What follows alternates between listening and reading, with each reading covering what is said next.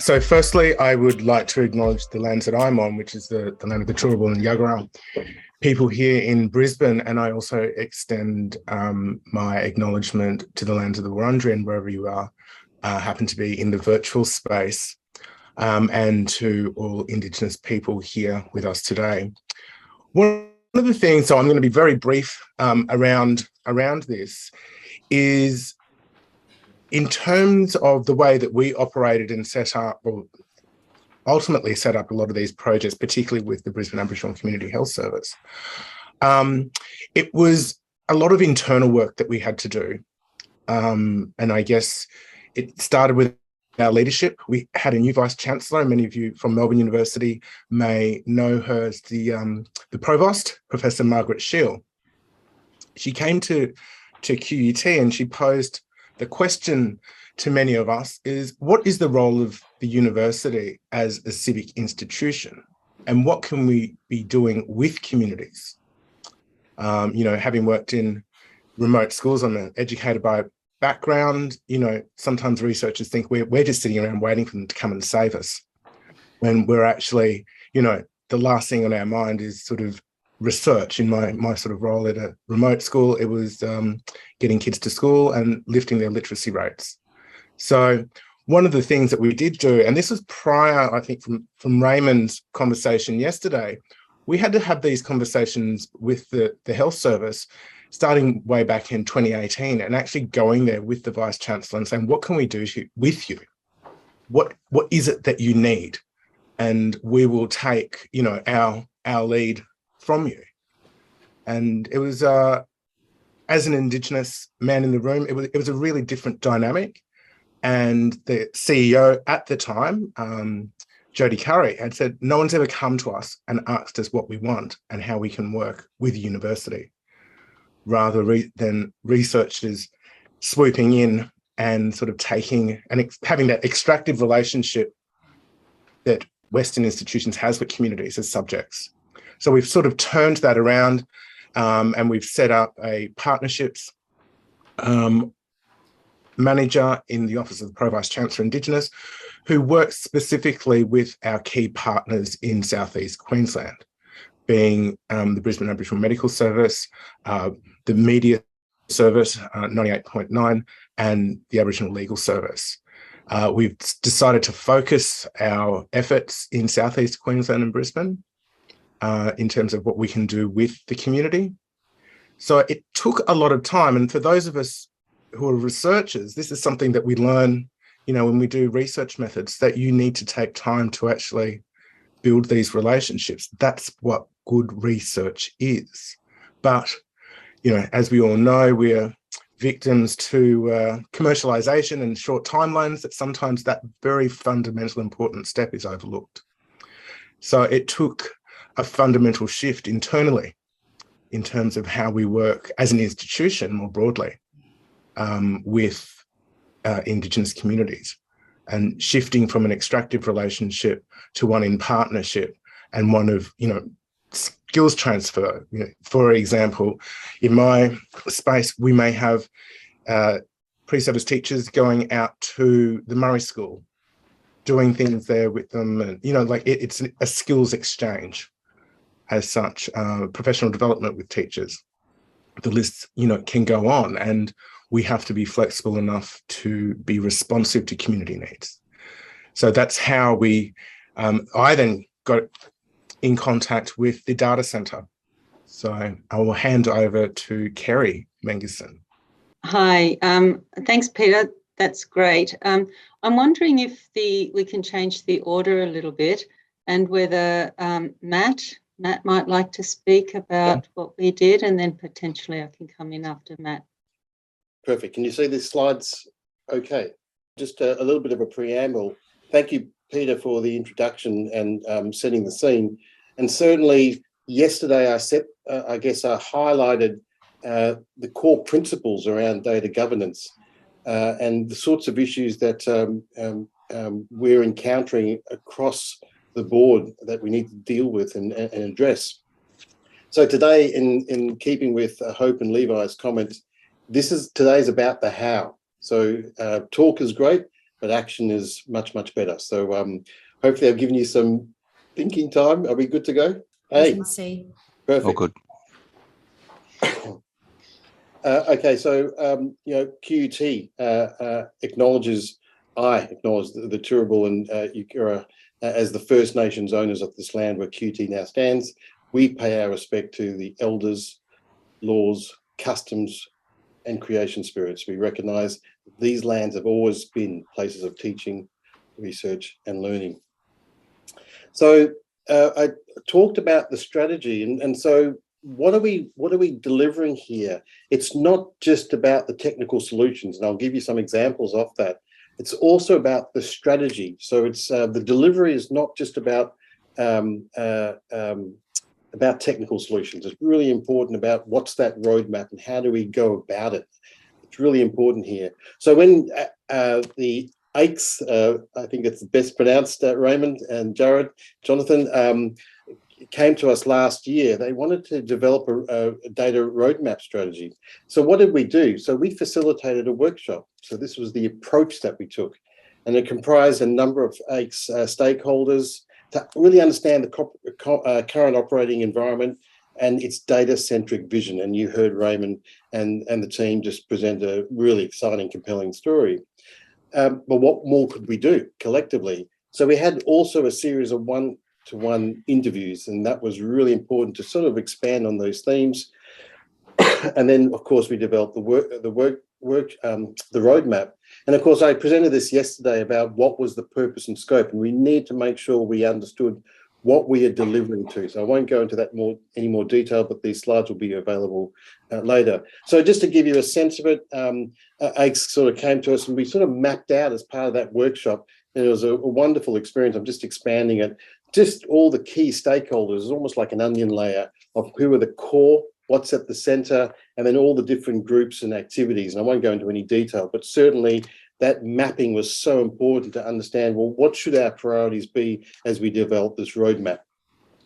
And of course, I presented this yesterday about the dimension of the silos of data, depending on the different areas. And of course, AICS sort of came up with a brilliant IT roadmap from my experience, really well advanced as a private health service, wanting to branch out beyond health. And so, the data linkage allows them to do what they need to do, but is there more? And so what we did was actually map for the IT roadmap, the equivalent data strategy roadmap. And so what we put, and I sort of highlighted those principles yesterday, a comprehensive data governance framework. We have digital platforms that can be leveraged from that framework and implement those principles, then the analytics and reporting, and then R&D. We really just needed to turn that triangle upside down. So that's essentially what we've empowered, I guess, in many respects through this co-design of the roadmap for AICS to just go off in leaps and bounds. And so is there something better than just retrospectively bringing all these different data sets together? The answer is yes. And of course, it's leveraging from some of the work that we do across the many different communities, health communities that we serve.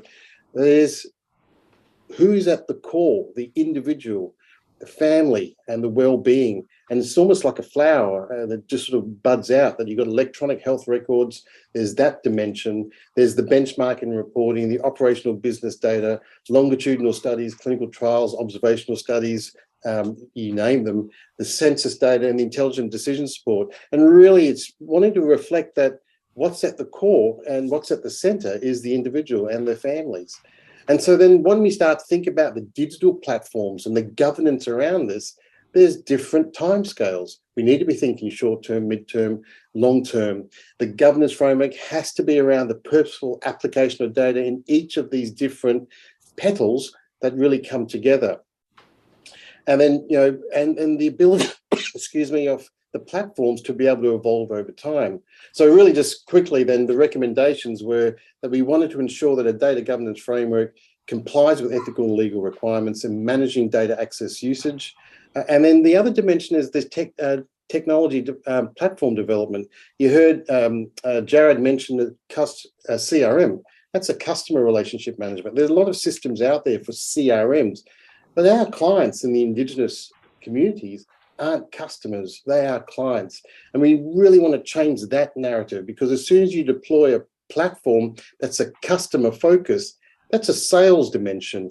What we want is an endearing engagement piece. And so there are opportunities, I guess, through this ARD story to actually follow through, working with perhaps an exemplar like AIGS to develop what these new look digital engagement platforms should look like.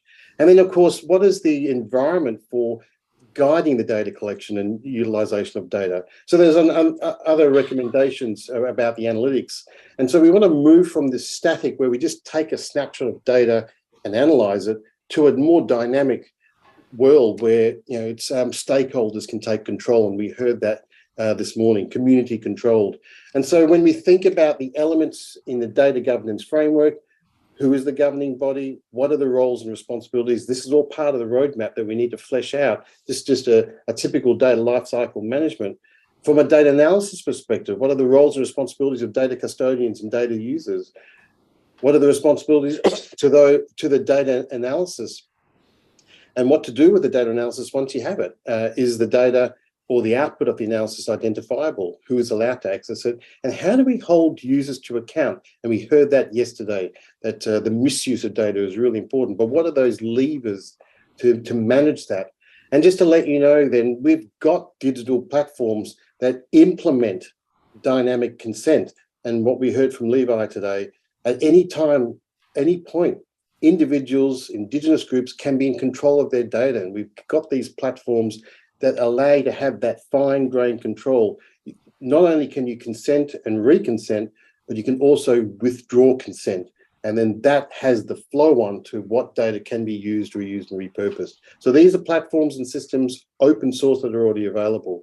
Changing tack slightly, then there's all sorts of data. So there's work here at QUT about, we've heard about the GLAM industry. And so we were in charge to help the Creative Industries Group at QUT to render these 3D models from museums in a browser that could be instantaneous across Australia, because they're really complex data, the amount of data that's for these models, and we had to be able to come up with solutions, and we did that. And that was funded through the ARDC, and then there's a whole range of activities that are currently operating at QUT that we have opportunities to work with.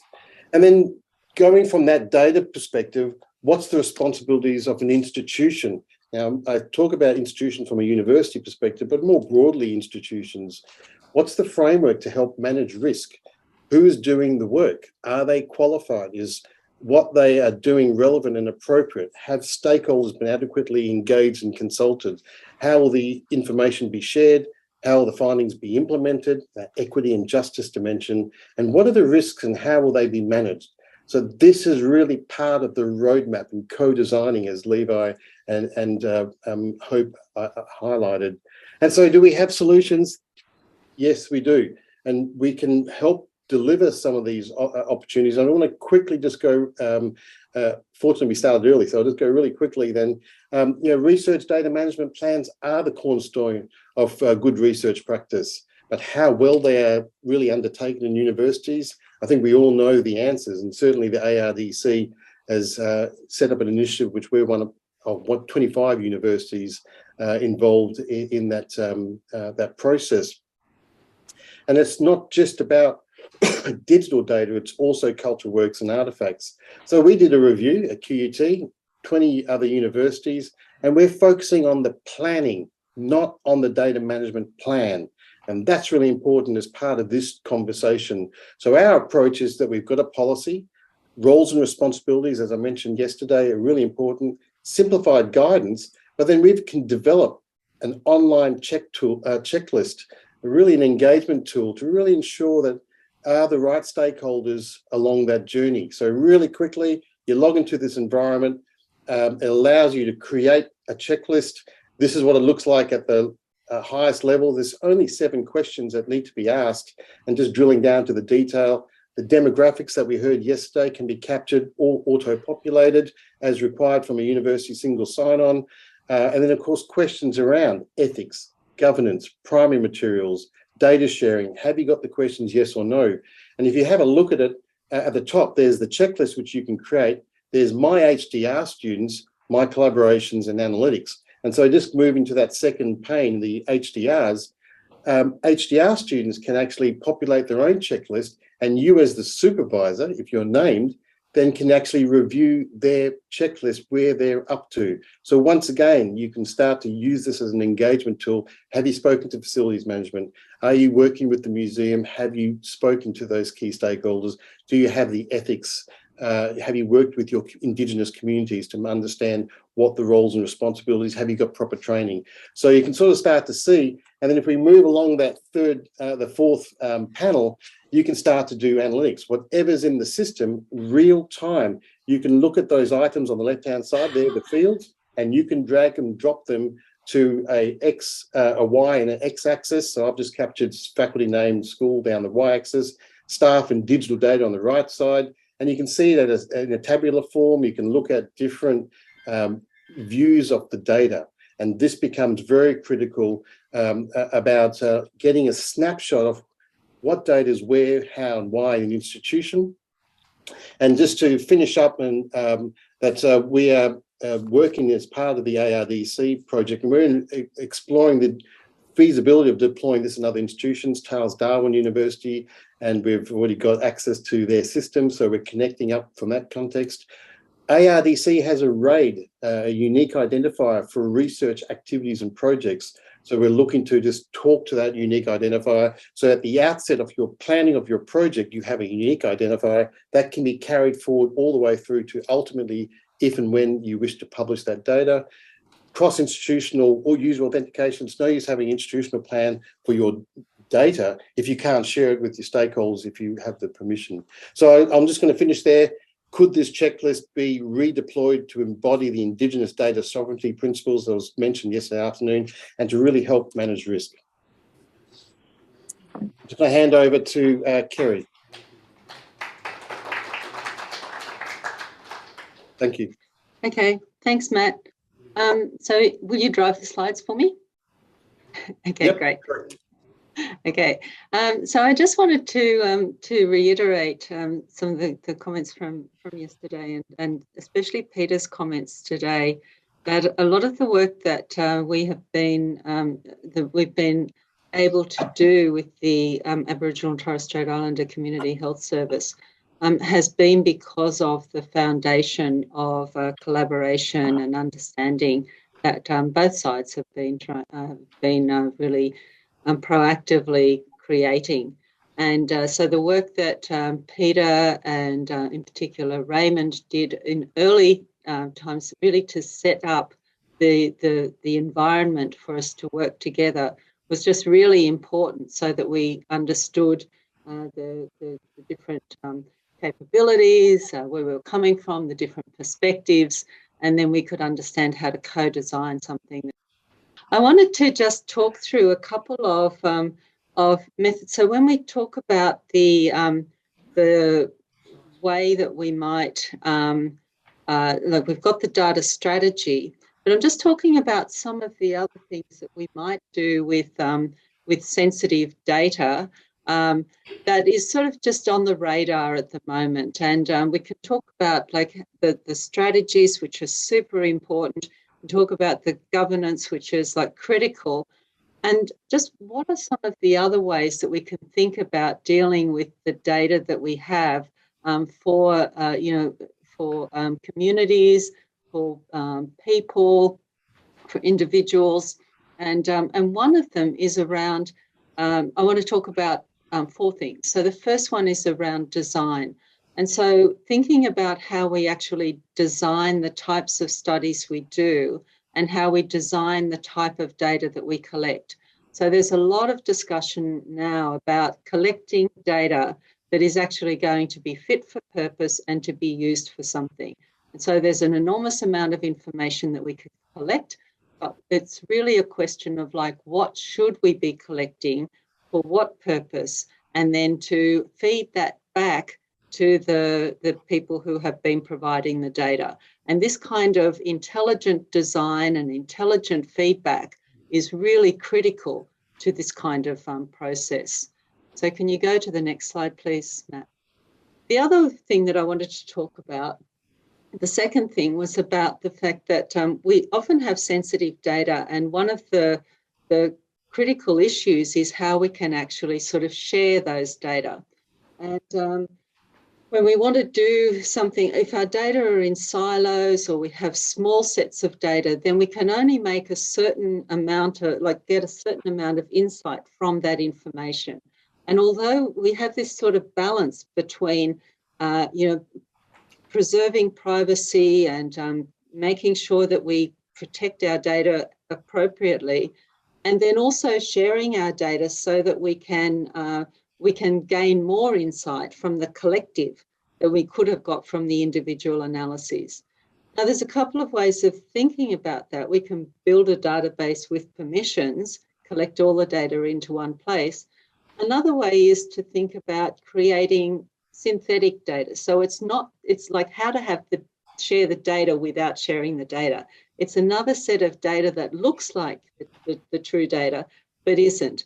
And this kind of synthetic data is becoming really popular. And I'm just putting it on the radar as a way that we might be able to think about overcoming real data usage constraints, preserving the kinds of relationships in the data so we can gather these insights, and but also preserving privacy. So just as something on our radar that we're working towards. And the next slide, please.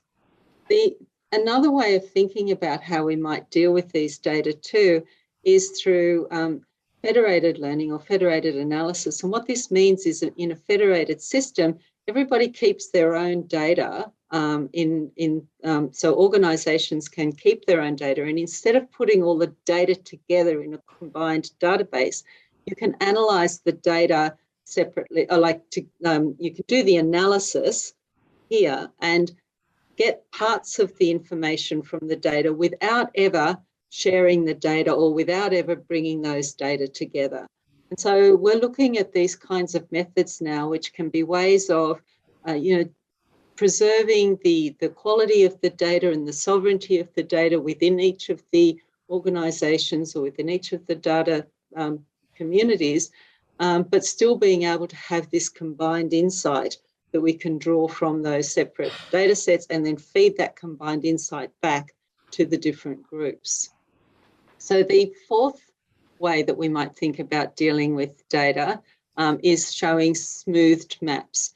So this is where we can, and this is some of the work I know that's being done by the network at the moment, but we can look to have data that's provided visually that is actually like locally smoothed. And this is a cancer atlas, that Australian Cancer Atlas that we developed, where the data are really sensitive and we can provide it at a small area level. But what we can do then is we can smooth those data so that we provide some sort of privacy protection and robustness.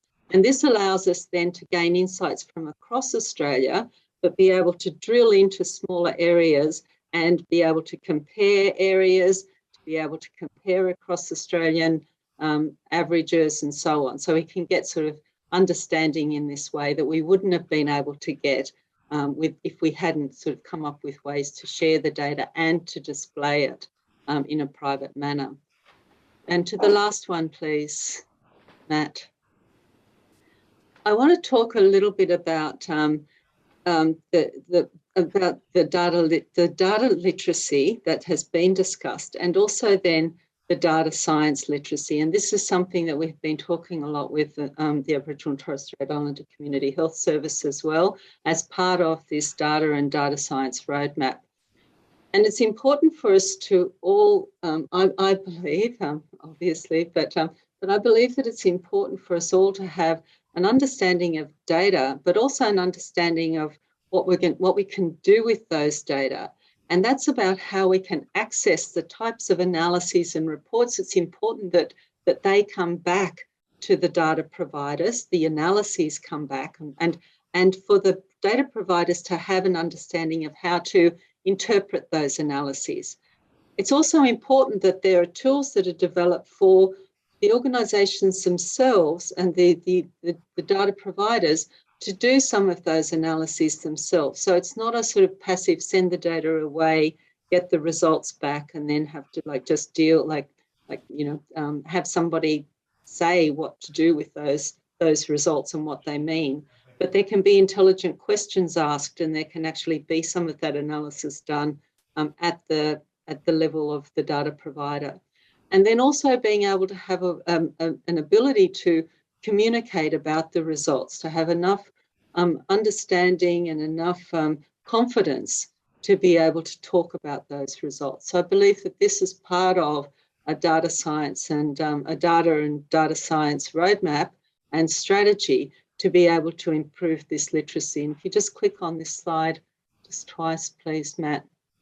There's this has to happen at the level of the community and for practitioners and also for researchers. But this data science literacy can be at these three levels. And it can involve a range of ways that we might do this through formal training, through embedded training, so within the organisation's training, and also then to think about how we actually reward or acknowledge the kind of training that's been done to build confidence and to build profile through micro-credentialing. And that's something also, these are just topics that are on the radar and I'd like to just put on the table as well. So that's it from me, and I'm going to hand over to Becki.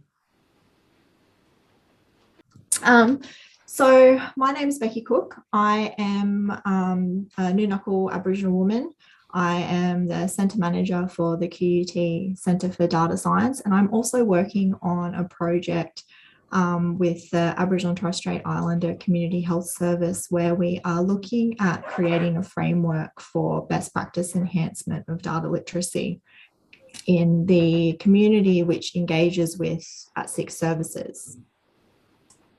So this presentation, so before I do start, thank you to Uncle Dave for the welcome yesterday and for Levi's acknowledgement this morning. I'd just like to acknowledge that we are here on the lands of the Turrbal and the Yagara people, and to pay my respects to elders past, present and emerging. So my presentation is a little bit different. It is talking about a project that is currently underway and has been co-designed with the Aboriginal and Torres Strait Islander Community Health Service. So we are really looking at collaboration with community, collaboration with organisations in the way that we are undertaking our research, and also engaging with community to inform that research.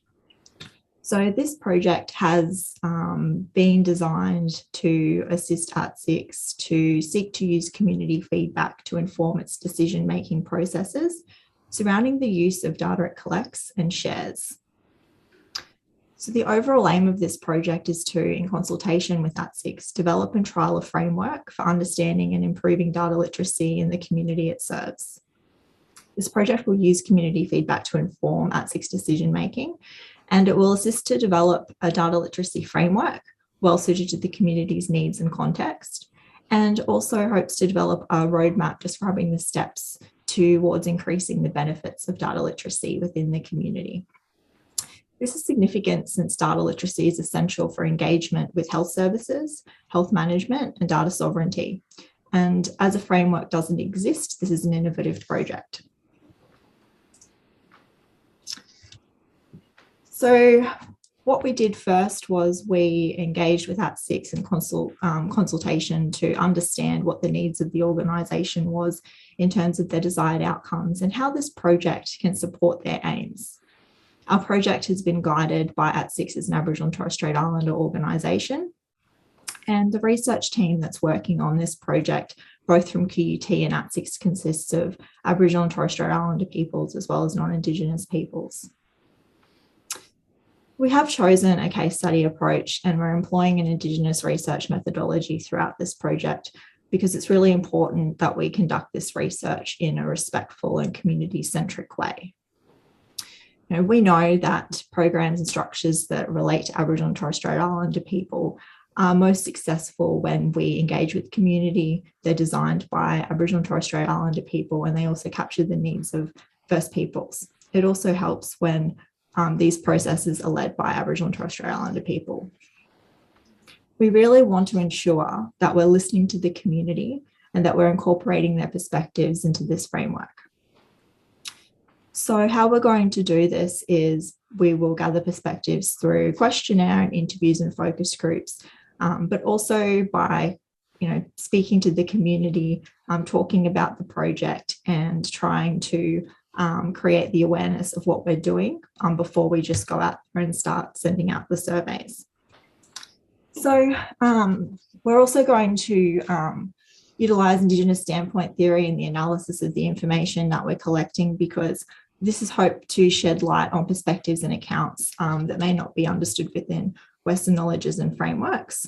And again, this theory supports First Peoples voices and supports the gathering of First Peoples accounts through the narratives, interviews, and open response questions.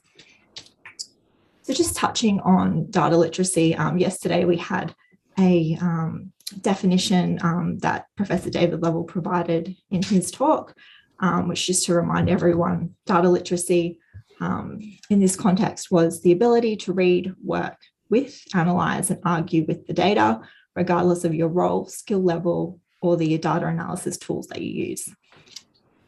And this yesterday generated some conversations surrounding the use of the term data literacy and its meanings or connotations. And I guess from my perspective, I see data literacy as knowledge about data or being empowered to use data. And so we're hoping that to understand in this project, what does data literacy mean in the context of Aboriginal and Torres Strait Islander community members who engage with the ARDC services? And this is hoped to inform their framework and best practices.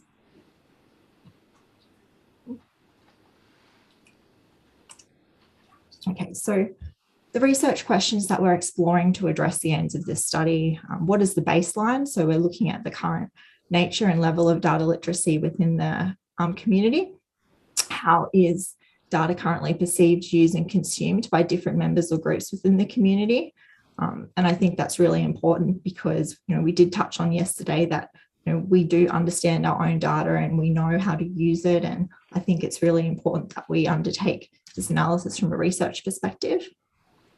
And also, do the community members want to improve their data literacy, and how, and if so, how can ARDC help with this?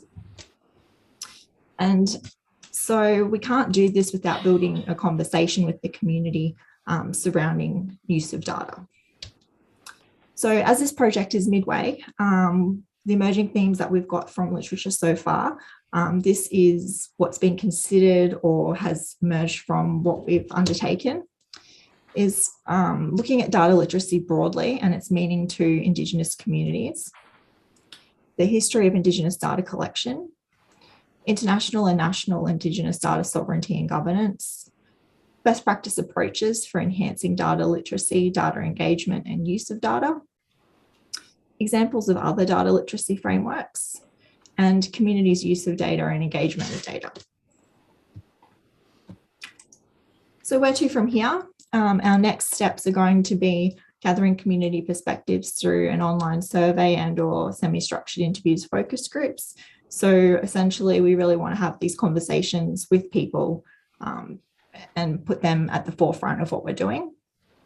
This is expected to commence during NAIDOC week, when we're hoping to be out and about and have good opportunity to engage in conversations with people from the community who do access ARDC services. Once we do have those discussions, we'll be undertaking a thematic analysis of community feedback and using that information to develop the framework and roadmap. And then we will be trialling the framework, roadwork, and ongoing community feedback with that. So the outcomes that we're anticipating is immediate outcomes, hoping to have an understanding of the community's perspectives and engagement with data, a rigorous tested framework for enhancing data literacy that's informed by the community, and improved ARDC strategies and new research directions in data science. Expected long-term outcomes are hoping to be increased data agency in the community, increased community confidence in relation to use of ARDC's services and data, and improved health outcomes and new directions for policymakers. That is where we're up to at the moment. Thank you.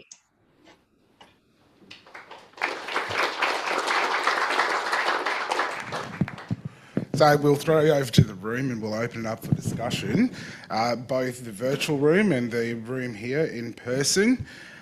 So I guess throwing it out, we've got a hand up over there. Thank you. Didn't leave me there talking too long.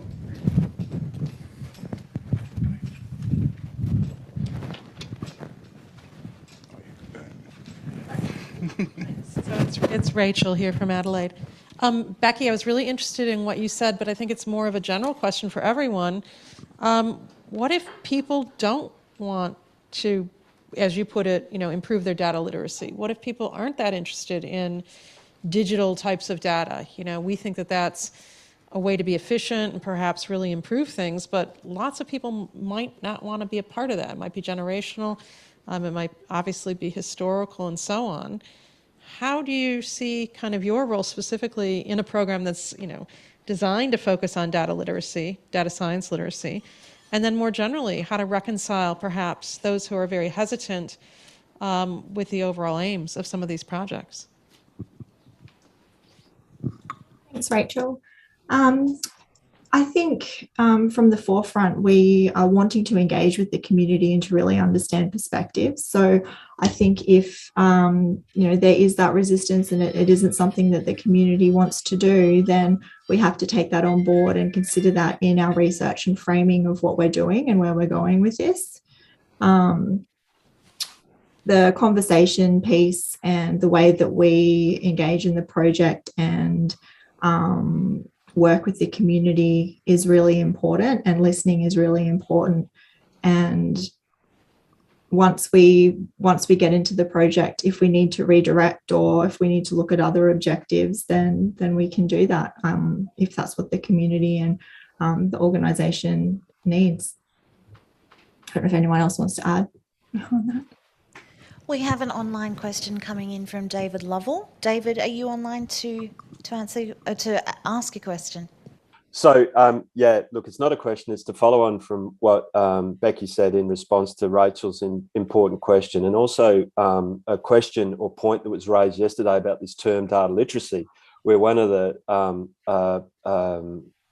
participants pointed out that, hey, maybe that's not such a great term. And I was thinking, oh, why is it not a great term? And so I said to Becki, I'm not sure I understand this. And Becki and I talked about it. And Becki was explaining that, often things like terms like data literacy or health literacy or things like that have been used in a way which like sort of make people feel as that like you've got a deficit which we need to fix. And so my understanding is improved a bit with that in mind. And I think, as Becki was saying, the way we need to go about this conversation where we're listening is to, I think, not talk in terms of data literacy, but talk in terms of how data and information can be useful to the people who are providing it. And maybe we might not even mention the word data because it's a very abstract term, but we might talk about what people want to know and what people find useful to know, what people are sensitive about others knowing, and so on, so that we can understand better. So I think these are really important points that are being raised, because I think if we just sort of barge in going, hey, data literacy is great, you'll love it, it's going to miss the mark. That's my comment. Thanks, David. We've got another online virtual hand up from... Oh no, we'll cross over to the in-house participants. Cheers. I just want to say to start, thank you so much to that presentation and the presentations yesterday as well. I'm from the Anandali Land Council, and we're just embarking upon our sort of journey towards what we've seen other organisations like yourselves and the Community Health Organisation do. And as we begin our journey, we're finding that we're having to build up some really important baseline data sets, right? Because as we know and as we've heard from other presentations, you can't just get some of the good baseline data that you need from, the Australian Bureau of Statistics or government or other sort of data sources. And, for our case on the Groote Archipelago, there's no good baseline data on the Wanna Mamalia people of the region up there. So what we're doing, is embarking upon building up our own baseline data sets around population, employment surveys and things, which is, fantastic because it is sort of data sovereignty in action, traditional owners building up their own information about their community. However, obviously it's a very resource-intensive activity that we're having to embark upon, and we've heard about some of the figures and the numbers around how much money it costs to go down this path, as you guys saw. So I guess my question for the room and for anyone is, who sort of should be footing the bill for this? Should it be traditional owners and organisations that are traditional owner-led? Like if there are gaps out there in the data that's being collected from government, perhaps university and research, who should be footing the bill? Should it be these community-run organisations, or should there be more support and more funding for this bottom-up data collection work? Well, that's a very poignant question. Has anyone got a response to that? Well, it sort of links into what I was going to say. Is this on? Yeah. Hi, Fiona Stanley. That is that where is the funding for the kind of yarning and sitting down and working things out? And when Sandra Eads did the NHMRC roadmap and changed the whole way that NHMRC funded health research and put really Aboriginal people and urban Aboriginal kids and all those things on the agenda, so that was good, but what neither NHMRC or ARC, I think, understand adequately is to fund perhaps even a year of talking with elders or, all those things. And we need to pay elders. We can't just expect that they are there, because they want this to happen and love it. So I think we should be putting that on the agenda, and there are other organisations, I'm on the Ian Potter, for example. We need to be told that is an important part of the funding of these incredibly exciting projects. The second point I wanted to make, which is sort of linked to that, is that Professor Dawn Bessarab, who's a Bard woman from Western Australia, wrote a paper in 2010 on yarning in health research, and it's been quoted so many times. She wrote it with an African colleague, and I realised after being taught by Dawn that you'd never do a qualitative study without yarning as your first step. But I'm even thinking now that we can actually take that into quantitative data as well. Say, for example, that you had the terrific opportunity to link all of your Brisbane health service results data into the health data collected by the Queensland government, or the outcomes, or the death index, or whatever you want. You could actually, with those data, then talk to the elders, the community, the people about it in the same kind of yarning way. So yarning is, I don't know, this is a question of people, is yarning just for qualitative data, or could we use it for quantitative data as well? Sorry, the last issue I just want to raise about consent and how important everyone thinks consent is, but there are some data sets where in fact it's best, if you want to get a total population, that you don't seek consent. But what you have to do is to talk to people about that. Now, this is old data. I'm very old, sorry, but about 15 years ago, we did something where we asked people. I think it was actually a national question on one of the national surveys, maybe even ABS. Do you want your medical records linked for research? And about 75% of people ticked the box. When you ask, however, would you like to have your birth records linked to birth defects registries so we could detect the next thalidomide, or to, improve care, everyone's saying, what? You're not doing it already? So the way you ask the questions about these things is absolutely key. And I think, it can be very boring just to say, oh, your medical records, link them. But it's absolutely life or death, because we weren't allowed to link the bloody birth defects registries to the PBS for some time because the Commonwealth stopped us. So we weren't able to do the quick thalidomide. So I'm always angry about that still, as you can tell. Anyway, thank you. Thank you, Fiona. We have a bit of online activity occurring. Peter Anderson, I see your hand raised. Have you got a comment or question there? Yeah, I was just going to circle back to just follow up from Becki as well, and in terms of engagement around data literacy. From an institutional level, I mean, we may say, well, the community actually has the last say. So if the community doesn't want to work with us and they don't want to be involved in data literacy, we have to go get another project somewhere else. Like it's sort of fundamental like that. It's sort of, we put the agency back. If the community wants to work with us, they will. And so however long through that relationship building that Fiona was just talking about, that's part of the process as well, building trust. And also one of the other things around funding, and thank you for that question, is that one of the things that we've done in terms of working in this space, particularly focusing in Southeast Queensland, is that through the Indigenous research strategy, which we're launching today, we have small grants, we call Ignite grants, for community organisations to partner with QUT, and we will fund that community research, and they may be able to identify researchers who they might want to work with in our institution. So it's just sometimes a different way of working that can also lead to larger grants in the end in terms of funding, but they're real tangible outcomes for community organisations on the ground. Great, thank you, Peter. Professor Langton, we have an online hand raised. Question or comments? Well, two comments really. One is I think we should be very careful about this discussion about terminology. So, you know, the very people who raise concerns about using terms like data literacy know very well what it means and have no problem using it, and they assume that other Aboriginal people may not be able to use it. And, you know, there's 2 points of view on this. One is, yeah, make people feel comfortable if they've never heard the term before. But on the other hand, they're not idiots and they know very well what it means if you explain it carefully and appropriately. Now, you know, most of the Aboriginal people I've worked with in communities across Australia over a 50-year period do want to be educated, do want to know what white people are talking about, and they want to know what this language means. And, you know, they have their own abstract concepts. Just because a concept like data is abstract doesn't mean that Aboriginal people won't be able to get it. There are lots of abstract concepts in the Aboriginal world.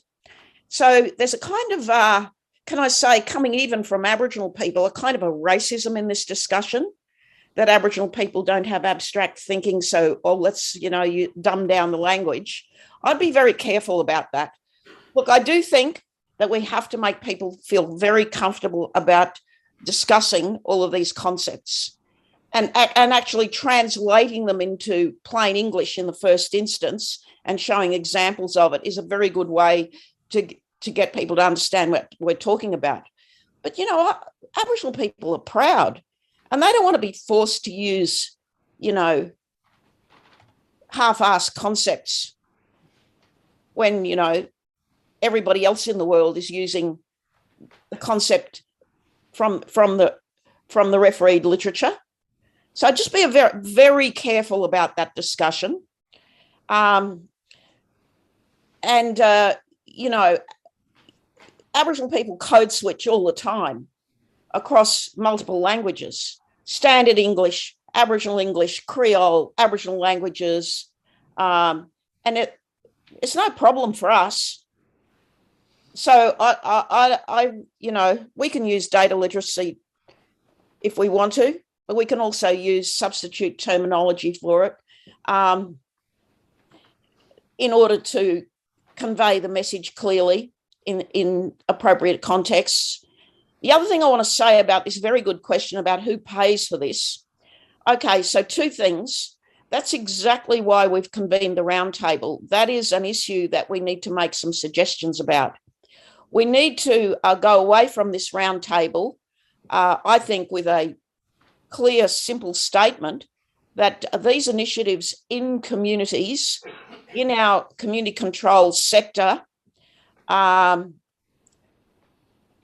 you know, across the sectors that are collaborating to provide data literacy and you know, data governance and data systems to Indigenous people to enable them to, you know, get on with the job. We need to make it very clear in our report from this conference that this work has to be funded. So one, it's a priority 4 of the you know, national partnership between the Coalition of Peaks and the Australian governments on closing the gap. So there's one hook. The other hook is that the Australian Research Data Commons, I think, has a responsibility to make it clear to the Australian government that this area has to be funded and funded adequately. And so too, as Professor Stanley pointed out, the ARC, the NHMRC, and any other funding body. We can't expect, community organisations that are already underfunded to fund this area. It needs to be a dedicated area of funding from governments, the governments of Australia. Thanks. Thank you, Professor Langton. I'll just switch back to our online commentary. We've got some great comments coming in, and then we'll take the question. Oh, sorry. We'll go Rebecca. I'll be really quick. I just wanted to echo, We're ahead. Thank you. Just to echo a point from Professor Langton. Again, I raised it yesterday. Data literacy. We can't single out Aboriginal people and communities in this area. You can't find a group more data illiterate than our own governments who hold the data. And I'll say it again, who's doing the work to bring up the competency and the capability of government, who are custodians of our data, to get it back. That's the first thing. And just to appreciate the work that is going on to work with communities around data. We have to remember that people are rightly avoidant and cynical about data because of the experiences of the data that's been collected about us and how it's been used. That's where that fear comes from. And we need to ensure that we've got Aboriginal people leading this work. And I was really happy to see this work happening. I think one of the shared goals out of this must be a focus on that. And of course, the investment into Aboriginal community controlled organisations to build the infrastructure and capability for us to keep doing the work to manage our own data. Thank you. Mel Robertson from the Western Australia Child and Adolescent Health Service has put a comment up for the QUT team. It would be great if the lessons learnt from the QUT project can be shared with other stakeholders in Australia, as we're all interested in this amazing project. Well done. QUT, are you happy to share your learnings with other stakeholders across the country and respond to Mel's question and comment? Was that, Matt Bellgard here, was that all aspects or particular ones, Mel? But happy. I might have a yarn with you. I just think it's such an amazing project and you've done so much work. And, obviously we know when we bring projects and look at them in other spaces, we've got to do a lot more work. But, yeah, I'd just like to learn a bit more. I think it's a wonderful project and I'm very excited for you guys. Yeah, well done. Thank you. Kodjo Kangaroo, Gordon Briscoe. Look, when you're listening to that, to the English of this program, it sort of reminds me of people in America learning how to run factories. So it's essentially management telling workers what to do and learning how to work in a factory. So Marcy is right. Aboriginal people can't necessarily get information by way of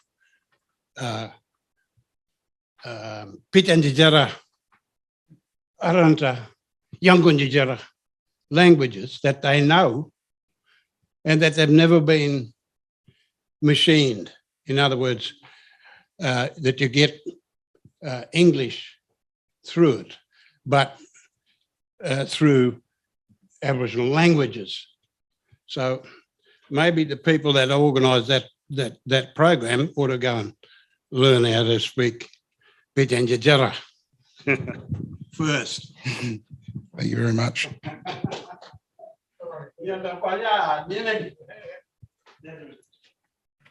Hi everyone, Christine from BBY Empowered Communities East Kimberley here. Looping back to that data literacy point, I think the definition provided yesterday made me really confirmed my what I've observed in the last few years working with East Kimberley Aboriginal communities, that there's plenty of data literacy. Like, people argue with data all the time.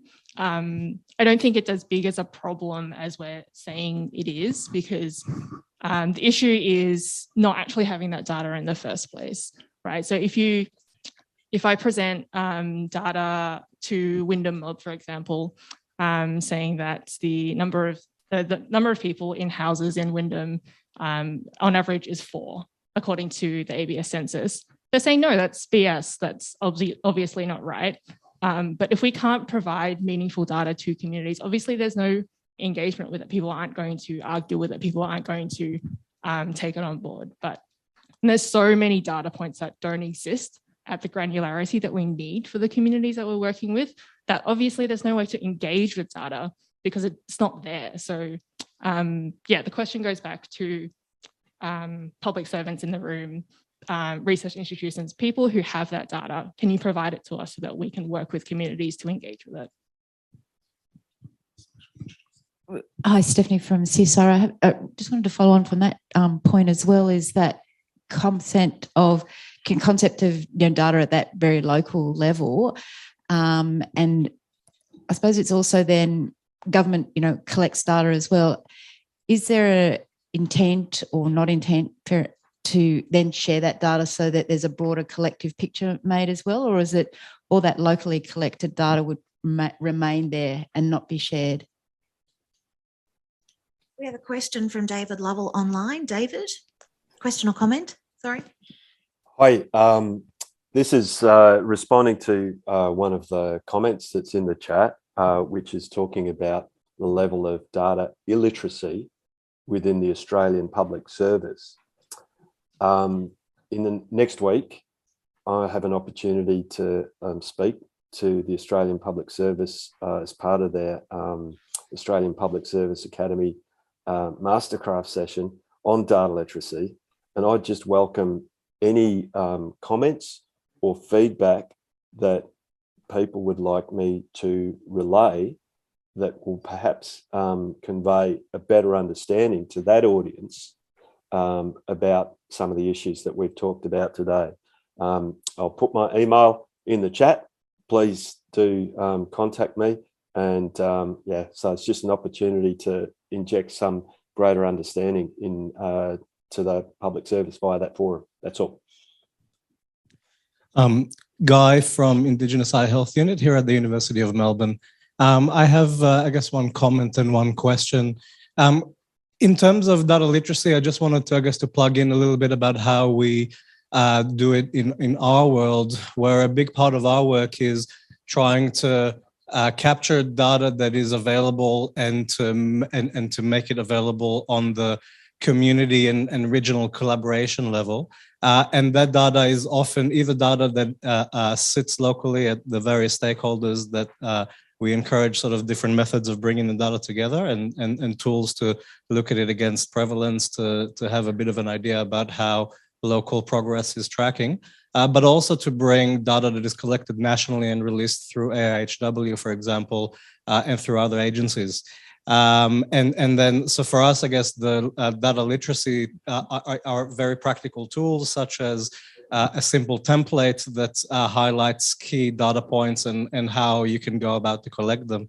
But then my question is, when we look at these principles of data sovereignty, I think that applying them on the local and regional level it makes sense and quite straightforward. And in some of those sort of collaborative coalitions around eye care, there's also been local protocols developed, and that is really wonderful to see. My question is, how do we apply these principles on nationally produced and released data? For example, data that is that, you know, the sector has been very much encouraging that release of data in a de-identified way on the national level, and then we've been working on trying to make that more usable. But how do we apply those principles on the big healthcare data that is released out through, for example, AIHW? I think we saw some example of it in the cancer map, for example. So, I mean, I think all of these have been really useful and are still very useful, but how do we apply those principles on that level of data clearinghouse sort of releases, I suppose? Might just throw it back to the room, or if anyone online would like to respond to that. I've got something just in response to that question. One of the issues we're having at the Land Council is that there are these, obviously there's lots of national data sets on these things, but the data sovereignty principles, they need to sit at the local level with the local community. So I think it's a matter of, well, one thing that we're having troubles with is when we go to these organisations for data, they don't have any processes to hand it back to individual communities. Like, they send us, forms. It's like, oh, well, if you're a researcher, apply for this data like this. But it just seems like at the local level, there's actually just no process to hand that information back. And I'm not sure, I'm no expert at all, but just from my view on it is I think maybe these principles should not so much sit at the national level, but like it's got to be focused at the local level perhaps, and we need to feed it sort of back up the other way. I think Jonah's right on the money, but I think the difficulty with the national data sets has been the reluctance of these so-called bureaucrats who are why they collect data, I wonder sometimes, when they don't allow it to be utilised. But it's only going to be useful to the local communities if there is an ability to link individual data back into that community data, and that will make it immensely powerful. It'll enable you to do it, but boy, have they been against record linkage. And I think we have to make this as a major part of the outcome of this meeting, is to lobby for all the things you've talked about, but particularly we need to get those data back. Who actually is, and maybe that they're wrong, and all of those things. So I think there's a lot of understanding that has to happen within community, that there are these big data sets that are collected on quite a lot of detail about their health and well-being and employment and, social security and all the rest of it. Well, if you want those data, they've got to be prepared to allow you to link it into your own data sets. And that's a huge issue. Thank you, Fiona. Priyanka, we can see your virtual hand raised. Would you like to come into the conversation? Thank you. I had a sort of twofold question, and this has been discussed quite a bit yesterday as well with universities and the role that we play in making things worse, to be honest. So as a non-First Nations data governance and analytics specialist like me based at universities, how do we meaningfully engage and contribute to operationalizing Indigenous data governance frameworks in the projects that we work on, not just health, but other disciplines as well? And my second question is, how do we contribute to data science knowledge sharing without taking up the space that's not meant for us? Hi, Sam Provost from ANU FNP and Mayamnari Wingara. I'm not going to try to answer those questions, sorry, but I want to come back to something that Jonah was saying. I think, and we mentioned it yesterday, the cost of managing data. We really need to be clear about this. And I think that there is a risk when talking about repatriation that the Indigenous data sovereignty and Indigenous data governance principles will be leveraged by government and other spaces, universities, as a way to get off the hook for managing these data. I think we really need to be careful that repatriation doesn't just look like, oh, great, we can give it all back to community now without setting up capacity to manage and the infrastructure within community to manage that data. And so I think there's maybe a discussion around what does a transition period look like for these data? Is there a centrally stored cache for these data as a point of truth while communities are learning how to grapple with it and how to use it for their own needs and aspirations? Yeah, that's a really great point, and I'll dovetail directly onto the back of that. Just being cognizant of that work too.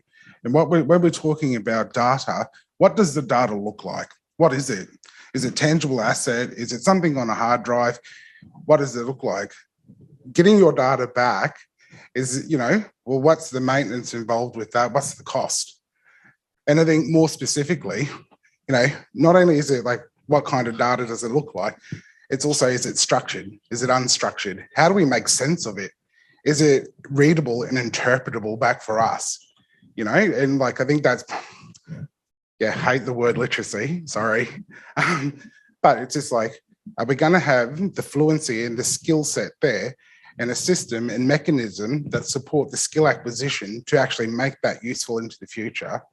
But it's a really good point that you're raising, and yeah, it's you know, multidimensional, and there's multiple considerations. One question is obviously birthing off to another, but it's good. It's a good question. I'll just, I guess, ask a question, and I think there really isn't an answer for. If this data is going back to a community, will somebody profit from it politically, and what are the implications of that?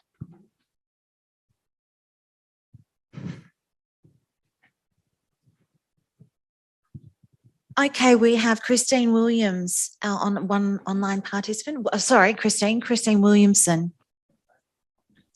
Did you have a question or comment? I do. Can you hear me? Yes. Yeah. So my question, or I guess just letting you know, I'm from NPY Women's Council in Alice Springs.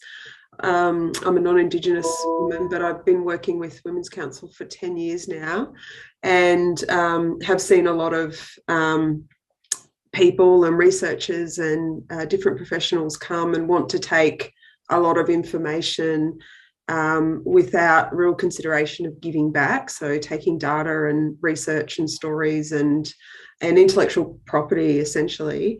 So I guess it's been really wonderful to really listen in on all of the great presentations and conversations over the last day and a half. And what's been striking me really strongly is that it seems like a really significant human rights issue around the lack of access to information, around the lack of access to data.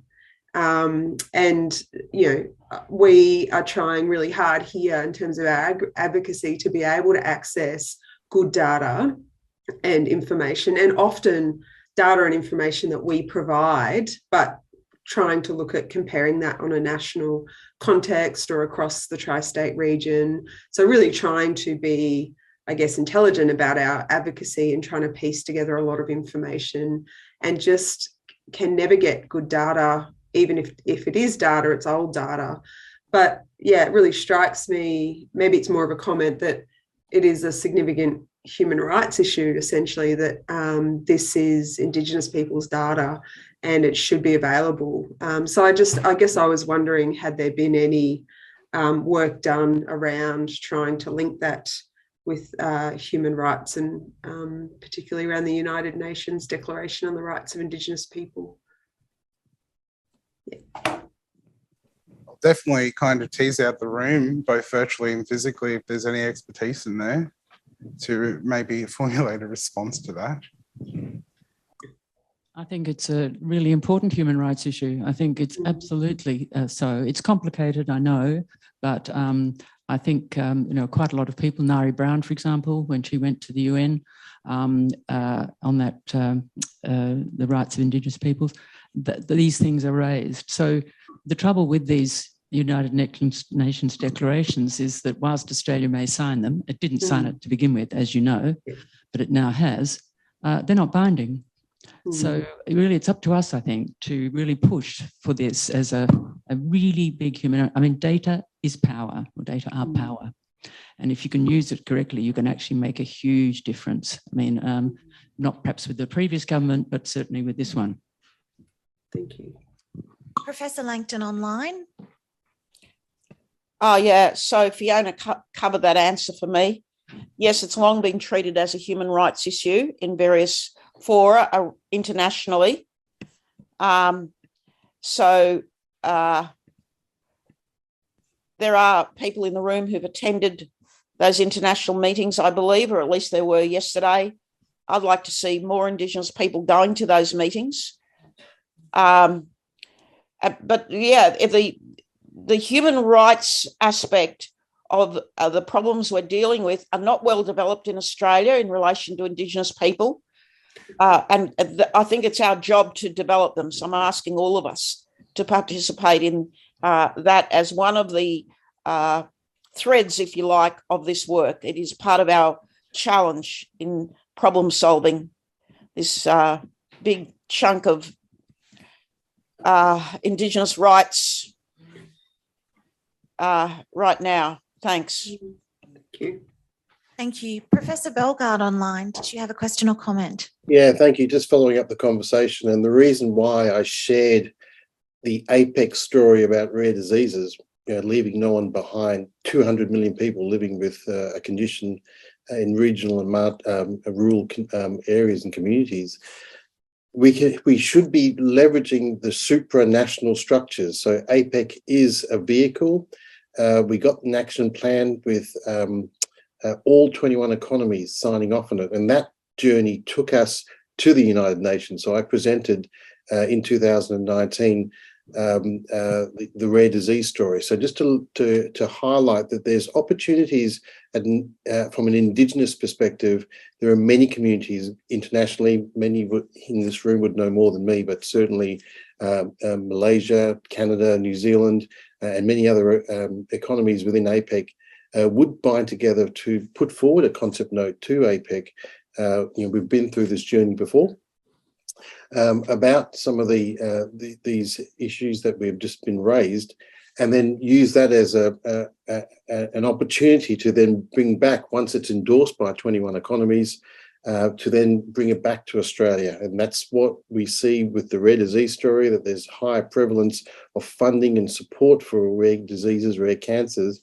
We need to be thinking about how we can leverage our international partners, best practice, understanding these dimensions, sharing expertise and skills. Not all economies are skilled in all areas, and we want to leverage all of that to be able to bring that back to Australia. Thank you. We've got time for one more question before the next session.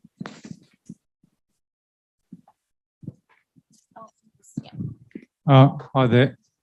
Matt Campbell from Melbourne University, but just wearing my former hat as the coordinator of the Tungunjira Research Hub in Alice Springs, and building on Peter's point about data illiteracy. One of the big challenges we had there was to try and get researchers who were theoretically doing cooperative projects with us to understand Aboriginal people's stories. So people from the town camps telling stories, producing data through those stories that health researchers in particular, but not only, couldn't see as being relevant to the things they were interested in. So I think as we talk about data literacy, we need to keep open that we ourselves need to be learning about what it means to hear people's stories and what they mean for their lives. I'm not sure how that gets captured very well or shared in terms of, the sort of common understanding of data as being little packets of information, but I think it's part of the